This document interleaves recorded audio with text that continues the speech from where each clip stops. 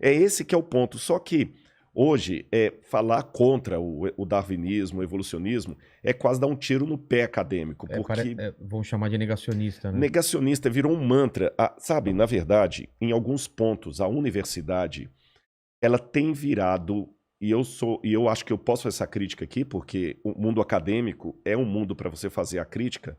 A universidade, em algumas instâncias, tem virado o mesmo padrão cultural da Europa da Idade Média. Caramba! Por quê? Na Europa da Idade Média, o lema era Roma locuta, finita causa est. Roma falou, acabou. O que é dogma da igreja, você não pode questionar. Tá certo? Então, se nos dogmas da igreja estavam ditos que... Vou dar um exemplo para você. Por uma interpretação errada da Bíblia hebraica, Jerônimo traduziu que a terra permanece para sempre. Estate, que ele traduz em latim. Tá. Só que no hebraico, quando fala a terra permanece para sempre, quer dizer, ela dura para sempre. Mas São Jerônimo cometeu um escorregadela lá em latim e traduziu a terra fica parada para sempre. Tá certo? Aí você vê a briga de Galileu Galilei, quando quase foi execrado pela Inquisição da Igreja, pelo Santo Ofício, porque ele falou que a terra por si move. Então, naquela época, você ousar dizer algo contra os dogmas da igreja, você estava cometendo um suicídio intelectual e, ao mesmo tempo, social. Porque não podia falar nada contra excomungado. Não podia falar nada contra o dogma da igreja. Roma locuta, finita causa est. Roma falou, silêncio, shut up, acabou. Hoje, nós temos alguns mantras também colocados nas universidades que não abrem espaço para o diálogo. Você entendeu? Não abre espaço para o diálogo. Infelizmente, eu posso dizer isso. A universidade deixou de ser aquele centro de ideias até divergentes para dialogar, especialmente na área de humanas, para se tornar apenas repetição de mantra. A gente vê muitos congressos aí, todo mundo falando a mesma coisinha, a mesma coisinha, a mesma coisinha, o mesmo mantra, a mesma filosofia, a mesma ideia, apenas com um detalhezinho aqui e outro ali. Mas quando alguém levanta para falar, espera aí, a coisa não é bem por aí, eu vou dar um exemplo claro para você. Como é que às vezes a universidade também reflete. Se você estudasse na USP, na Universidade Federal do Rio de Janeiro, por exemplo, nos anos 70, principalmente que ali bebiam muito da escola francesa, se você falasse alguma coisa de Karl Marx, você seria execrado. Não haveria espaço para você, na área de humanas, citar o Capital de Karl Marx. Nunca. Nunca. Você está entendendo? Não tem nem vez para você. O comunismo era uma coisa completamente abjeta. Hoje, em muitas unidades de humanas, se você ousar questionar a figura de Karl Marx, é o contrário.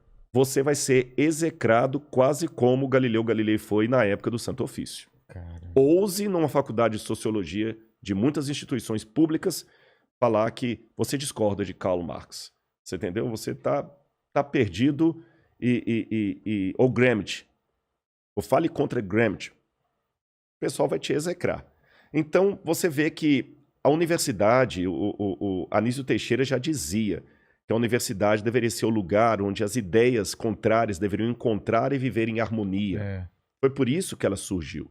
E Anísio Teixeira, na sua empolgação, falava que nada poderia substituir... A palavra universidade já é uma coisa... Universidade. Aliás, a universidade surgiu até por isso, porque, na verdade, existem duas versões aqui da origem da universidade. Alguns pensam que a universidade começou com a Igreja Católica, quando ela funda as universitas, principalmente a Universitas de Bolonha, de Paris, de Roma. Mas naquela época, a Universitas era um lugar onde, ainda no predomínio da Idade Média, você só podia estudar se tivesse a bênção da igreja, tá certo? Então até os professores, para dar aula ali, ele tinha que ser alguém fiel aos dogmas da igreja. Existe um filme antigo... Vilela, eu não sei se você conhece, se o pessoal de casa vai lembrar, porque ele já deve ter uns 20 anos ou mais, Em Nome de Deus. Sim, sim. Que é uma história verdadeira, contando a história de Abelardo e Louise. Eu visitei em Père Lachaise, lá na França, em Paris, no cemitério de Père Lachaise, o túmulo deles, que é uma história real, embora ela aconteceu na Itália, mas a história é real e terminou na França. Ele era professor de filosofia. Ele não era padre, não era sacerdote, mas mesmo sendo professor de filosofia, ele tinha que fazer votos de castidade com a igreja. Tá. E quando ele vai se tornar tutor da Louise, ele se apaixona por ela, pede para casar com ela. O tio dele, em ligação com o bispo da cidade, manda castrá-lo, Caramba! para ele não ficar com a menina.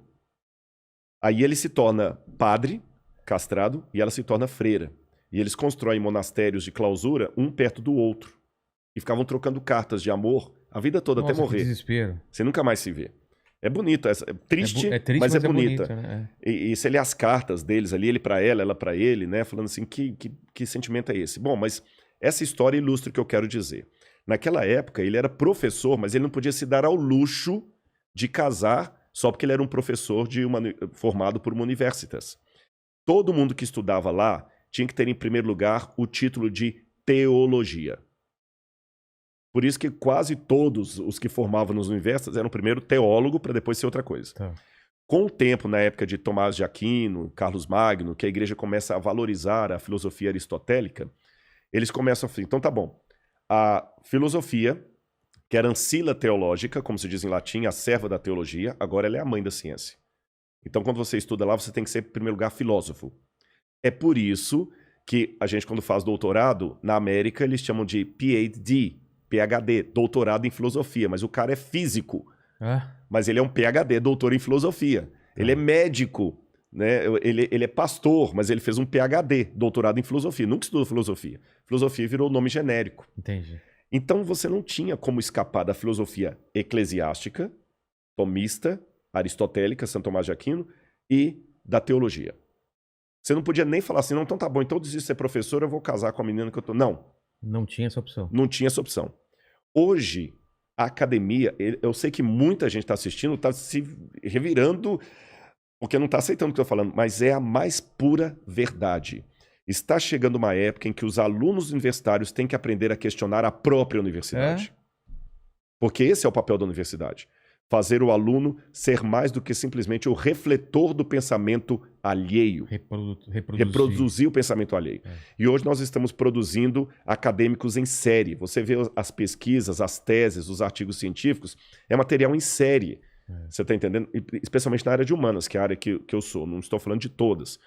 E se você, hoje, fala assim, peraí, mas eu discordo dessa visão aí do professor. Acabou. Não tem mais vez para você. Se você não compra as pautas sociais com o discurso que é dito hoje dentro, você está execrado pelos professores, pelo diretório estudantil, você está entendendo? E quem vai fazer mestrado e doutorado sofre muito. Então nós estamos, de certa forma, sem nenhum anacronismo, eu diria, revivendo a época medieval, só que na época das luzes. Exatamente. E qual é a solução para isso? Good question. Exatamente, porque Good question. Porque a gente está formando mais gente que vai repetir essa mesma coisa. É um ciclo que precisa ser quebrado uma hora, né? Para responder qual a solução para isso, e vai ter que ser quebrado, eu vou dizer duas coisas para você. Em primeiro lugar, para provar que isso aqui não é sandice da minha cabeça, coisinha que eu estou achando, eu tenho em casa até um livro que foi publicado, ele agora já está um pouco antigo, ele já está com uns 15 anos, que ele fez uma análise de várias universidades no Brasil, públicas e privadas, estatística, tudo tabulado. E ele copiou um tipo de análise que também foi feita nos Estados Unidos em universidades sérias, como Yale, Harvard, Princeton e outras mais, Berkeley, na Califórnia.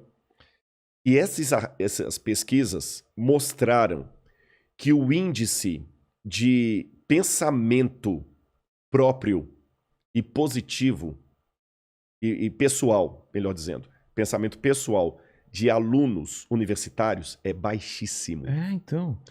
A falta... Formular ideias próprias, pensamentos baixíssimo. próprios. Baixíssimo.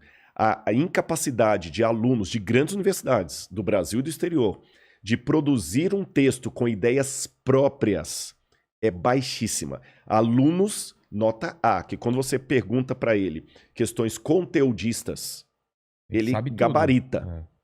Ele repete com precisão tudo que o professor falou, o mantra todinho. Mas quando você tira o conceito colocado, inculcado em sala de aula e fala assim, agora se vira sozinho, ele não sabe se expressar. Dificuldade de se expressar por escrito. Por que a gente até brincou que livro é cultura inútil? Porque agora mesmo muitos alunos com diploma não querem mais ler um livro dessa grossura.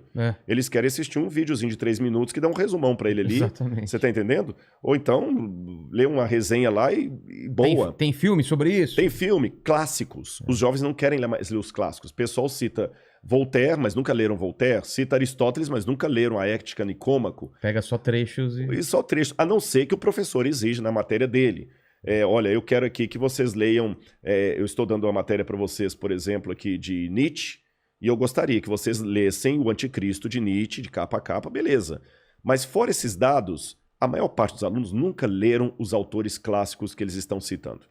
Então, isso está faltando, isso está, assim, verificado de maneira estatística, não é achismo meu. Muito preocupante.